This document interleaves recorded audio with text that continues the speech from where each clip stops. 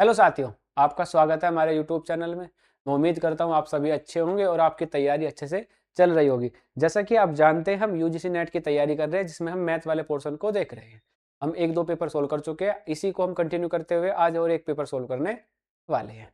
जो भी चैनल पर नया है वो चैनल को ज्वाइन कर लो, बेल आइकन को प्रेस कर लेना, जो भी नोटिफिकेशन हो आपके पास समय से पहुंच जाए। और जो भी यूजीसी नेट के नोट्स लेना चाहता है वो दिए गए व्हाट्सअप नंबर पर मैसेज कर दे और आपको नोट्स मिल जाएंगे। ठीक है, जो आपके लिए बहुत ही फायदेमंद होंगे। आप जानते हैं कि यूजीसी नेट से कितने नोट से कितने बच्चों ने अपना सिलेक्शन पाया है। ठीक है, इसी चीज को अब क्लास स्टार्ट करते हैं हम अपनी, जिसमें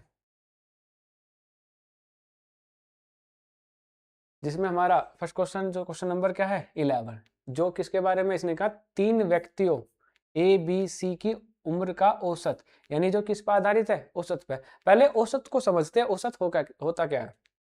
यानी औसत क्या होता है, एवरेज। यानी औसत की अगर हम बात करें तो औसत जो होता है, औसत क्या होता है जी, योग बटे में संख्या। ये हम कह सकते हैं क्या, कुल संख्या। यानी औसत बराबर क्या होता है, योग बटे में कुल संख्या। जैसे एग्जांपल से समझते हैं, मान लो 1 2 3 4 5, ये 5 नंबर मेरे को दिए गए। इसने कहा है कि इन नंबर का औसत ज्ञात कीजिए, यानी एवरेज ज्ञात कीजिए। तो एवरेज कैसे निकाल लेंगे, यानी इन सब का जी योग, यानी 1 प्लस में 2 प्लस में 3 प्लस में 4 प्लस में 5। टोटल नंबर कितने हैं जी, 1 2 3 4 5, यानी कितने, 5। 5 इसलिए नहीं आया कि लास्ट में 5 है, टोटल नंबर काउंट करें। नंबर काउंट करने के बाद कितना है, 5। तो अपोन में कितना आएगा, 5। ऐड करो सबको, 5 और 4 9, 9 और 3 12, 12 और 2 14 और 1 15, 15 बटे में 5, 5 से कट्टा कितना आया, 3। जो ये 3 आया, यही क्या है हमारा औसत, यानी एवरेज। यानी एवरेज कैसे निकल के आया जी, जो भी संख्या दी गई है उन सबको हमने प्लस किया, जितनी संख्या है उससे भाग करा, भाग करने के बाद जो आया वही क्या कहलाता है, हमारा औसत या एवरेज। इसी पे आधारित के सवाल है।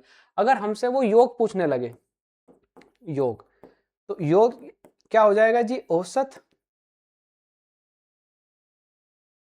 मल्टीप्लाई कुल संख्या। संख्या कितनी है, यानी संख्या लिख देते हैं, संख्या। जैसे जी औसत कितना आया था इसका, यानी योग कितना आया, 15। 15 किसके बराबर जी, औसत आया 3, और संख्या कितनी थी टोटल, 5, यानी 15 बराबर 15। यानी अगर योग पूछने लगे, योग क्या होगा, औसत गुणा में संख्या के बराबर होगा। इसी का फॉर्मूला यही इसमें अप्लाई करेंगे हम, और सवाल को आसानी से समझेंगे। ये समझ आया, चलो आगे चलते। अब इसने क्या कहा, इसने कहा तीन व्यक्ति है ए बी सी की उम्र का औसत कितना है, 45 वर्ष। और तीन व्यक्ति है ए सी डी की उम्र का औसत कितना है, 51 वर्ष। डी की उम्र 56 वर्ष है, तो बी की उम्र हमें बतानी है क्या होगी। ठीक है, अब इसने कहा जी ए बी और सी की औसत जो आयु है वो कितनी है, 45 वर्ष है। और जो ए सी और डी की औसत आयु कितनी है, अभी हमने पढ़ा जी योग जो है, योग क्या है जी, औसत गुणा में संख्या। अगर हम बात करें जी, मान लो जी ए प्लस में सी प्लस में डी, मैं कह रहा हूं तीनों व्यक्ति की टोटल आयु कितनी है जी, टोटल आयु क्या होगी जी, औसत कितना है जी, 51। आदमी कितने हैं, टोटल व्यक्ति कितने हैं, 3। मैं कह रहा हूं कि इन तीनों की आयु का योग कितना है जी, ए प्लस में बी प्लस में सी। तो जी टोटल कितने हैं, औसत कितना है 45, और टोटल कितने हैं 3। अगर मैं इसमें से माइनस कर, तो मुझे पता जी ए से तो ए कैंसिल हो जाएगा, सी वाले से सी वाला कैंसिल, क्या बचेगा, डी माइनस के बी। 51 में से 45 गए, कितने बचे जी, 6, मल्टीप्लाई 3 ऐसा का ऐसे। डी माइनस के बी कितना आया, 18। डी की वैल्यू कितनी दिया, डी दिया जी इसने 56 वर्ष, डी है 56 वर्ष, माइनस के बी बराबर 18। तो जी बी कितना आएगा जी, बी आएगा 56 माइनस के 18। 56 में से 18 गए, कितने में 6, 16 में से 8 गए 8, कितना आया 38। यानी बी की उम्र कितनी आ गई, 38 वर्ष। बी की ही आयु उसने पूछी, तो बी की उम्र कितनी होगी, 38 वर्ष। आई होप आपको समझ आया होगा ये।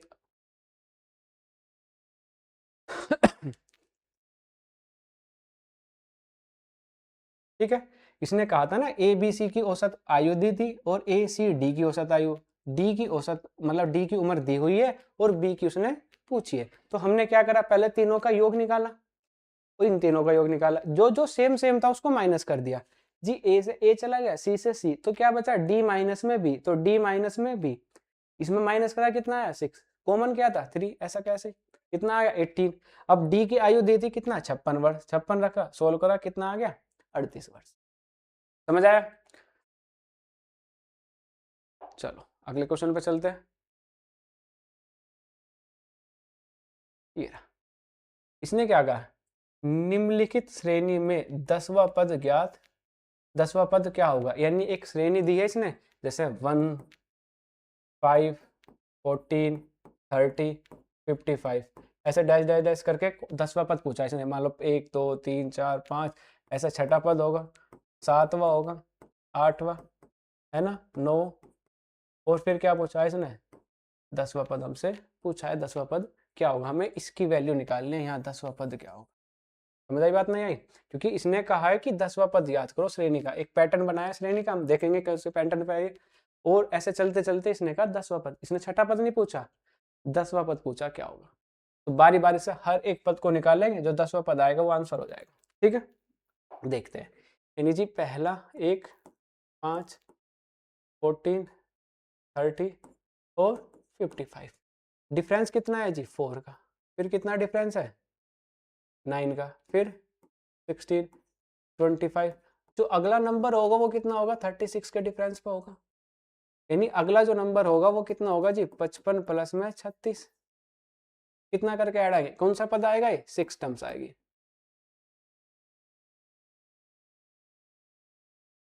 यानी हमारी 6 टर्म कौन सी आएगी जी, आएगी 55 प्लस में 36, कितना आया 5 और 1, 5, 11, 8 और 1, 9। अगर हम अब इसके बाद 36 के बाद अगला नंबर कितना ऐड होगा जी 49, क्योंकि ये किसका स्क्वायर है 2 का, ये 3 का, 4, 5, 6, अब कौन सा आएगा 7 का। यानी अगर 7 का स्क्वायर यानी 7th पद निकल के आएगा, यानी 91 प्लस में कितना ना ऐड होगा 49, ऐड करो, 9 और 1, 10, 13 और 1, अब कितना ऐड होगा, अब जी होगा 64। अब कौन सा पद निकल के आएगा 8वां पद, 8वां पद कितना है जी 140 प्लस में 64, तो कितना है जी 4, 140, 4 4 10, कितना आ गया 200। अब कितना ऐड होगा जी 64 के बाद कितना होगा, ये कितना है 8 का स्क्वायर है, अब कितना स्क्वायर आएगा 9 का, यानी 9th पद 204 प्लस में कितना 81, कितना आया जी 5, 8, 285। अब कितना ऐड होगा जी 9 के बाद कितना स्क्वायर आएगा जी 10 का स्क्वायर यानी 100, यानी 10 टर्म्स निकल के आएगी, यानी 285 प्लस में तो कितना आ गया 385। 10वां पद ही पूछा था इसने, कौन सा पद पूछा जी 10वां पद, 10वां पद कितना आएगा 385, तो ऑप्शन नंबर डी क्या हो जाएगा सही हो जाएगा, यानी 385।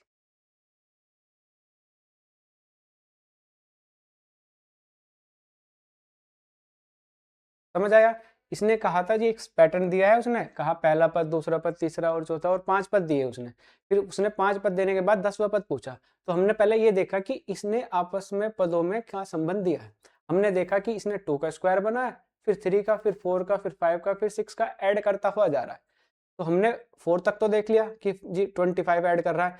अब 6 वाले में क्या देखा इसने 36, फिर 49, 64, 81, 100, ऐसे ऐड करते चले गए, और 10वीं टर्म्स में जो आंसर आया वही हमारा क्या हो जाएगा आंसर 385, क्योंकि उसने क्या पूछा हमसे 10वां पद पूछा है।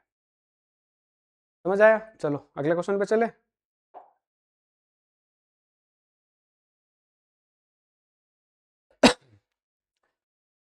अगला क्वेश्चन क्या कहता है, इसने कहा s की पावर 4, s स्क्वायर t की पावर 3, x3 t की पावर 2, जहाँ s t शून्य नहीं यानी 0 नहीं है के अनुपात में है, तो चौथा अनुपात क्या होगा। समझते हैं। अगर मान लो 4 संख्या है a अनुपात b, फिर क्या है c अनुपात d, अगर ऐसे 4 संख्या है तो इनका रेशो यानी जी A अपॉन में B बराबर होगा C अपॉन में D। या हम ऐसा भी कह सकते हैं जी A मल्टीप्लाई D बराबर किसके होगा जी B मल्टीप्लाई C के। या तो ये वाली चीजों को आप याद रख सकते हो या ये वाली, दोनों से आपको आसान लगे। अब इसने कहा जी 3 पद दे, यानी जी इसने A B C दिया और D की वैल्यू पूछी है इसने, यानी ये वाली वैल्यू हमसे पूछी है। अगर यहाँ से D की वैल्यू निकाले तो D बराबर कितना आएगा जी, D बराबर आएगा B मल्टीप्लाई C, ये मल्टीप्लाई में A अपोन में चला जाएगा यानी A, यानी D का फॉर्मूला क्या बनेगा, यानी चौथा अनुपाती कैसे निकलता है जी B मल्टीप्लाई C अपोन में A। कभी भी अगर 3 नंबर दिए है, अगर उसने चौथा पूछा है तो क्या होगा जी B मल्टीप्लाई C अपोन में A। इसी पे ये वैल्यू पुट करनी है, सोल्व करना है, ठीक है। अगर हम रखें कि b की वैल्यू कितनी है जी, b की वैल्यू है s की पावर 2 t की पावर 3, c की वैल्यू कितनी है s की पावर 3 t की पावर 2 अपॉन में a की वैल्यू कितनी है s की पावर 5। एक बात को और समझते हैं, अगर मान लो सेम सेम कोई नंबर है, इनकी हम मल्टीप्लाई करते हैं तो पावर क्या हो जाती है ऐड, इसकी पावर भी कितनी है 1, इसकी पावर भी कितनी है 1, तो पावर कितनी आ गई 2।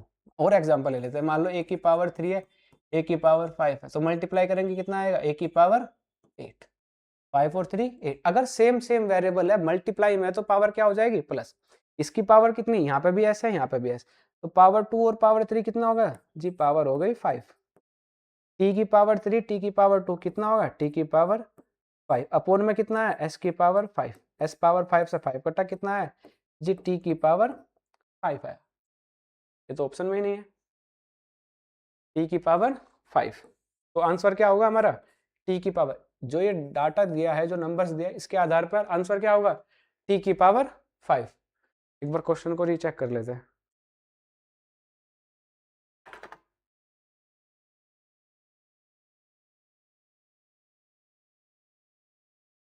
अच्छा, ये जो a की वैल्यू है ना, a जो है ये ना होके ये क्या है, a बराबर जो दिया है s t की पावर कितना है 5, s t की पावर 5 गिवन है। b और c तो बिल्कुल सही है ना, a की वैल्यू क्या है s t की पावर 5 और b इक्वल टू कितना है जी, b तो है s की पावर 2 t की पावर 3 और c की वैल्यू कितनी है s की पावर 3 t की पावर 2। अगर यही नंबर होते तो आंसर यही होता t की पावर 5। अब ये है, इनसे वैल्यू को सोल्व कर लेते हैं जी, निकालो b की वैल्यू कितनी है जी, b तो सही था s की पावर 3 2 s की पावर 2 t की पावर 3, c की वैल्यू s की पावर 3 t की पावर 2 अपॉन में a की वैल्यू कितनी है s t की पावर 5 करा जी, पावर 2 और 3 कितना है, अभी ऐड करा था कितना है जी 5, t की पावर 3 और t की पावर 2 t की पावर 5 अपॉन में s t की पावर 5 जी, t की पावर 5 से t की पावर 5, एक 5 है एक कटा तो कितना बचा जी t की पावर 4, तो t की पावर 4, ऑप्शन नंबर डी क्या हो जाएगा सही हो जाएगा। समझ आया, को नोट करो, एक दो चीजें और बताते हैं। अगर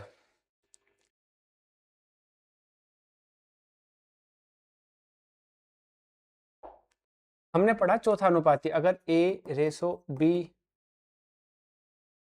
a ratio b ratio c ratio d है, तो हमने पढ़ा जी a अपोन में b इक्वल टू होता है c अपोन में d, यानी a multiply d equal to आया b मल्टीप्लाई c। अगर d चौथा निकालना है तो क्या होगा जी b मल्टीप्लाई c अपोन में a। एक फॉर्मूला तो ये हो गया। अगर मैंने कहा जी दो है a और b है और इसका मध्यानुपाती पूछा है, क्या पूछा है मध्यानुपाती, तो मध्यानुपाती हमेशा क्या होगा रूट में a मल्टीप्लाई b। ये फॉर्मूला भी नोट करना।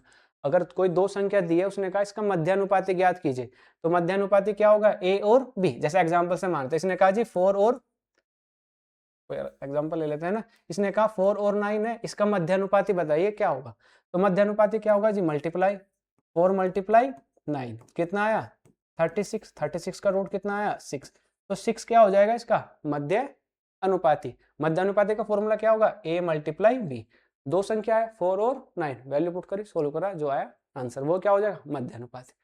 अगर मान लो तृतीय अनुपाती पूछने लगे, 3 नंबर है a b और c, अगर उसने क्या पूछ लिया, तृतीय अनुपाती पूछ लिया, तृतीय अनुपाती क्या हो जाएगा जी, तृतीय अनुपाती हो जाएगा बी स्क्वायर अपॉन में ए सी।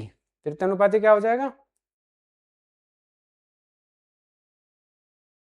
नहीं तृतीय अनुपाती अगर दो ही है ना, मान लो दो है, अब तृतीय अनुपाती पूछने लगे तो क्या हो जाएगा, बी स्क्वायर अपॉन में ए सी ना हो। मान लो दो संख्या दी है, इसने कहा इसका तृतीय अनुपाती बताइए क्या होगा, तो क्या होगा जी बी स्क्वायर अपॉन में ए। ठीक है, जैसे इसी का भी निकाल सकते हैं, मान लो तो 9 का स्क्वायर अपॉन में 4, यानी 81 अपॉन में कितना आ जाएगा 4, ये क्या हो जाएगा तृतीय अनुपाती हो जाएगा अगर पूछने लगे तो। याद रखना है चतुर है ना अनुपात, मध्यानुपाती और तृतीय अनुपाती। ठीक है, अगले क्वेश्चन पे चलते हैं।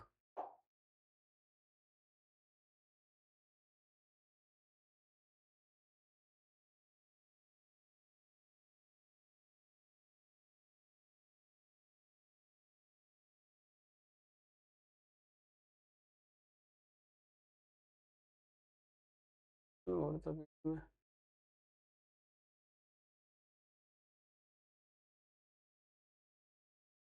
ये रहा। ये भी क्या है, अल्फाबेट पर आधारित है। अल्फाबेट दिए इसने बी डी जी के पी वी सी, और इसके बाद पूछा सी के बाद अगला नंबर किसका है, अगला नंबर कौन सा होगा। चलिए समझते हैं। इसने कहा जी बी डी जी के पी वी और सी के बाद नंबर क्या होगा ये हमें बताना है। अगर इनकी पोजीशन नंबर हमें पता है तो आसान होगा। बी कितने पर आता है जी 2 पे, डी 4 पे, ये 7 पे, ये 11 पे। अगर यहीं पे देखने लगे तो कितने का अंतर है जी 2, फिर कितना है 3, फिर कितना है 4, अगला नंबर कितना होगा 5। वैसे भी हम जानते हैं कितने पे होता है 16 पे। कितना आया 5, फिर कितना आएगा 6 पे, तो कितना आया 22, 22 के बाद सी कितने पे होता है 3 पे, लेकिन इसमें कितना ऐड होगा 7, तो यानी कितने पे होगा 29, यानी 3 के 7 के बाद फिर कितना ऐड होगा 8, यानी 3 में अगर 8 ऐड करेंगे कितना आएगा 11। 11 नंबर पे कौन सा होता है के, कौन सा होता है के, यानी ऑप्शन नंबर ए क्या हो जाएगा सही। क्योंकि 29 वाला नंबर है, 29 पे कौन सा आएगा 29 पे, तो 29 नंबर तो अल्फाबेट्स में होते नहीं है, तो 29 का रिवर्स क्या हो जाएगा सी हो जाएगा, यानी कितना आ जाएगा 3, 26 प्लस में 3 29, तो कौन सा नंबर पहुंच गया सी, और सी में फिर कितना ऐड करेंगे 8, क्योंकि 2 4 7 11 16 22 और 29 है। कितने का अंतर है, पहले 2 फिर 3 फिर 4 फिर 5 फिर 6 7 ऐसे बढ़ते जा रहा है, तो आगे नंबर बढ़ते चला गया। 3 में कितना ऐड जोड़ेंगे 8, 8 और 3 कितना आ गया 11। समझ आया, आसान सा है। तो ये क्वेश्चन है अच्छा, है ना, तो ध्यान से समझना है और 2-3 बातों को समझना है इसमें। इसने क्या कहा, माना एक व्यक्ति नदी में 4 घंटे में 12 किलोमीटर की उपधारा और 20 किलोमीटर की अवगामी तैरता है, यानी एक बार तो वो धारा के यानी पानी के साथ तैरता है, एक बार पानी के विपरीत। मान लो ये नदी बह रही है, इसमें हम है, मैं मान लो x की स्पीड से दौड़ रहा हूँ। अगर पानी इस दिशा में जा रहा है, पानी की स्पीड जो है y है, तो जब हम इस दिशा में जा रहे हैं तो टोटल स्पीड जो होगी वो स्पीड क्या हो जाएगी ऐड हो जाएगी प्लस।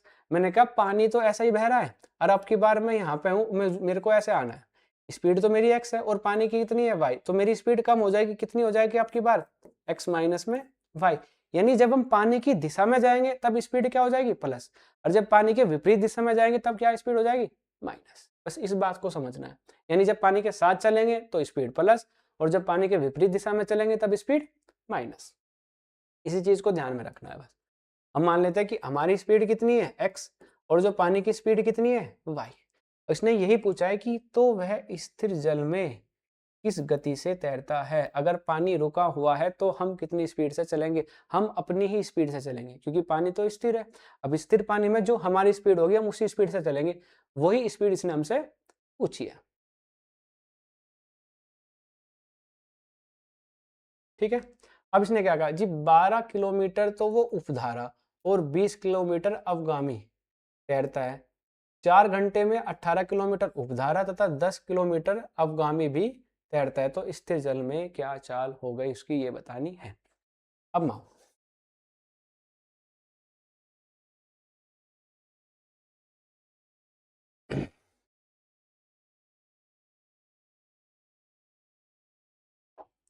अब समझते हैं इसने क्या कहा कि 4 घंटे में वो 12 किलोमीटर तो उपधारा, जो उपधारा के साथ जो हमारी स्पीड होगी वो कितनी होगी, एक्स माइनस में, एक्स प्लस में, नहीं माइनस से विपरीत जा रहा है ना, तो एक्स माइनस के वाई, है ना।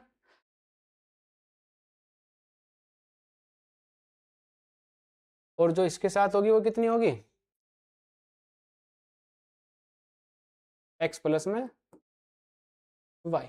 जब पानी के साथ जाएंगे तब एक्स प्लस में वाई, जब पानी के विपरीत जाएंगे तब कितना, एक्स माइनस के वाई। अब उपधारा क्या होता है, विपरीत होता है, अवगामी क्या होता है, पानी के साथ बहना। अब इसने क्या 12 किलोमीटर तो क्या हो रहा है, वो उपधारा यानी उसके विपरीत जा रहा है जी। 12, एक फॉर्मूला ये भी होता है, हम जानते हैं कि जो चाल होती है वो क्या होता है, दूरी बटे में समय। इसी प्रकार से समय बराबर क्या हो जाता है, समय बराबर होता है दूरी बटे में चाल। यही हम फॉर्मूला लगाएंगे इसमें, ठीक है। समय बराबर क्या होता है, दूरी बटे में चाल। इसी चीज को लगाना है, इसी को करना है। अब इसने कितनी दूरी चल रहा है जी, 12 किलोमीटर। 12 किलोमीटर चल रहा है और किस चाल से चल रहा है जी, विपरीत दिशा में, यानी एक्स माइनस के वाई। और 20 किलोमीटर उसी दिशा में जा रहा है, यानी 20 उस दिशा में जा रहा है, तो चाल कितनी हो जाएगी, प्लस। और कितना समय ले रहा है, उसने कहा जी 4 घंटे लगते हैं। कितना समय लग रहा है, 4 घंटे लग रहे हैं, ठीक है। अब इसने क्या कहा, सेम 18 किलोमीटर तो उपधारा, यानी जी 18 बटे में एक्स माइनस के वाई, और 10 किलोमीटर उसके साथ जा रहा है, यानी 10 बरा एक्स प्लस में वाई। अब भी कितना समय लग रहा है, 4 घंटे। कितना समय लग रहा है, 4 घंटे। अब हम देखें कि दोनों क्या है, 4-4 घंटे के बराबर है, यानी ये इक्वेशन नंबर फर्स्ट, ये इक्वेशन नंबर 2। यानी दोनों अगर किसी की चीज के बराबर है, अगर हम कहें कि जी x बराबर है 1 है और y बराबर भी है a, तो हम जानते हैं कि x बराबर कितना हो जाएगा, यानी ये भी 4 घंटे के बराबर है और ये भी 4 घंटे के बराबर है, तो हम कह सकते हैं दोनों आपस में क्या है, बराबर है। यानी हम ये कह सकते हैं कि जी 12 एक्स माइनस के वाई बराबर कितना होगा, प्लस में 20 बटे में एक्स प्लस में वाई, बराबर कितना होगा जी 18 एक्स माइनस के वाई प्लस में 10 बटे में एक्स प्लस में। अब प्लस वाले एक तरफ, माइनस वाले एक तरफ जी, 12 एक्स माइनस के वाई, माइनस में आ गया इधर जी 10 बटे में,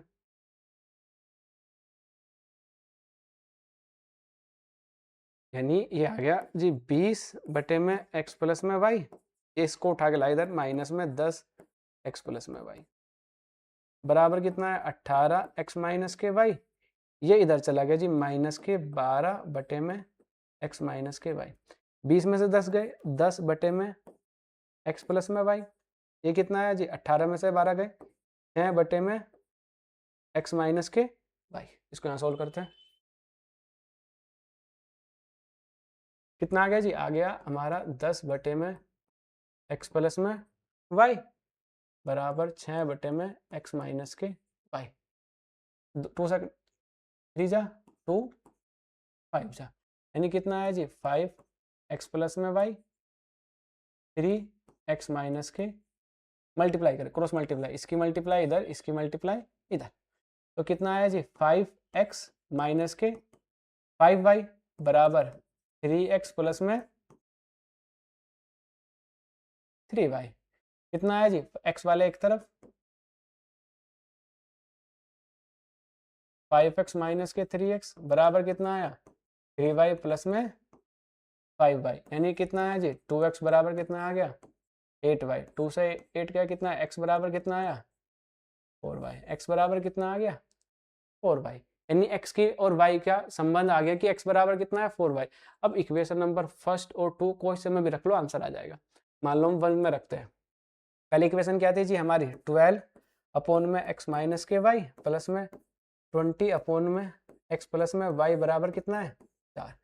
वैल्यू पुट करी 12, x की वैल्यू कितनी है जी 4y, 4y माइनस के y प्लस में 20 अपॉन में 4y प्लस में y बराबर 4। कितना है जी 12 बटे में 3y प्लस में 20 बटे में 5y बराबर कितना आ गया 4।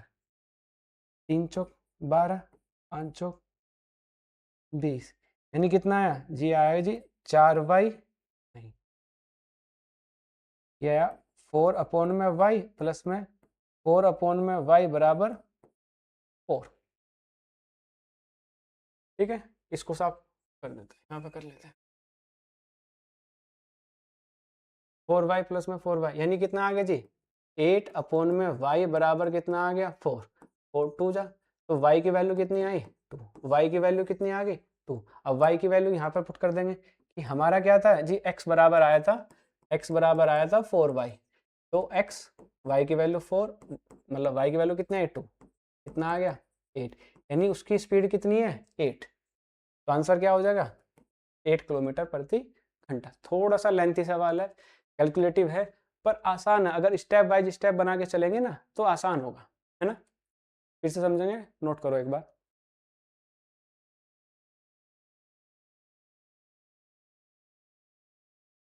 फिर से समझते हैं। इसने क्या कहा जी, उपधारा में तो वो 12 किलोमीटर जा रहा है और अवगामी धारा में कितना जा रहा है 20, यानी उपधारा में जो हमारी चाल होगी वो कितनी होगी जी x माइनस के y, और आगामी में कितनी होगी जी x प्लस में y। यानी उपधारा का मतलब क्या है, वो धारा के विपरीत दिशा में बह रहा है। अवगामी में क्या बह रहा है, वो धारा की दिशा में बह रहा है। ठीक है, तो x माइनस में y कितना जा रहा था जी 12, और x प्लस में y से कितना जा रहा था वो 20, डिवाइड गया। ऐसे दूसरे में कितना गया जी 18, फिर कितना गया 10, तो जी 18 माइनस बटे में x माइनस में y, 10 बटे में x प्लस में y, दोनों को डिस्टेंस कवर करने में उसको 4 घंटे लग रहे हैं, तो दोनों को बराबर रखा, सोल्व करा, तो रिलेशन निकल के आ गया यहाँ से x प्लस में y का और x माइनस में y का, सोल्व करके x और y का संबंध आ गया कि x बराबर आया जी 4y। कोई सी इक्वेशन में रख लो, फर्स्ट में या सेकंड में, वैल्यू पुट करेंगे, सोल्व करेंगे, y की वैल्यू निकल जाएगी, y की वैल्यू उठा के फिर से यहाँ रखेंगे, x बराबर कितना आ गया 4y। ठीक है,